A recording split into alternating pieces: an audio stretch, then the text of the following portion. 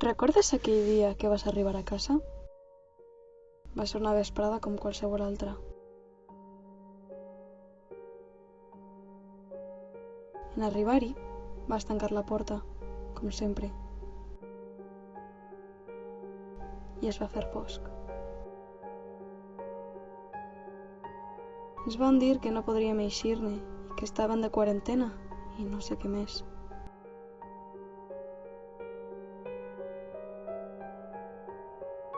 I de sobte, tornàrem a una inesperada tardor. Una tardor freda, grisa i plujosa. Les hores passaven lentes i ocioses. I aquell confinament forçat semblava no acabar mai. Però no perdíem l'esperança que algun dia podrem eixir-ne de nou i veure el món.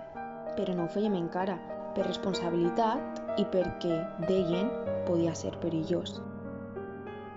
Tractaven de mantindre la rutina amb els estudis, sense perdre mai de vista que, més enllà de la finestra, el món continua i que, pot ser prompte, tornaríem a formar-ne part.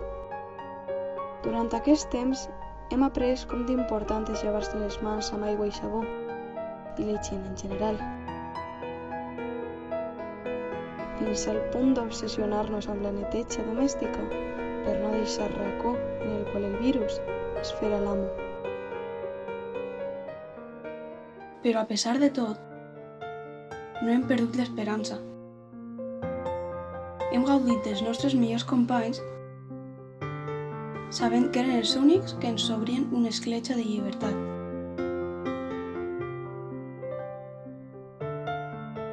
Hem tractat de mantindre'ns actius i hem exercitat el cos i l'ànima. Malgrat la distància, hem sabut estar ben a prop de qui estimem. Hem compartit moments molt especials amb la família. Hem jugat al voltant d'una taula i hem aguditzat l'enginy per fer passar les hores més ràpid. Hem recuperat aficions arraconades per falta de temps i hem descobert de noves. Hem gaudit del cine i de les sèries, de la música i hem llegit tant com hem pogut. Hem après a cuinar i no hem oblidat la paella dels diumenges, encara que fora dimarts. I sobretot, hem après a valorar aquestes petites coses que ens fan cada dia una miqueta més lliures. I així, sense adonar-nos-en, ens hem plantat de la primavera i conservem encara intacta l'esperança de recuperar el nostre món i pot ser cuidar-lo una miqueta més que abans. Queda't a casa.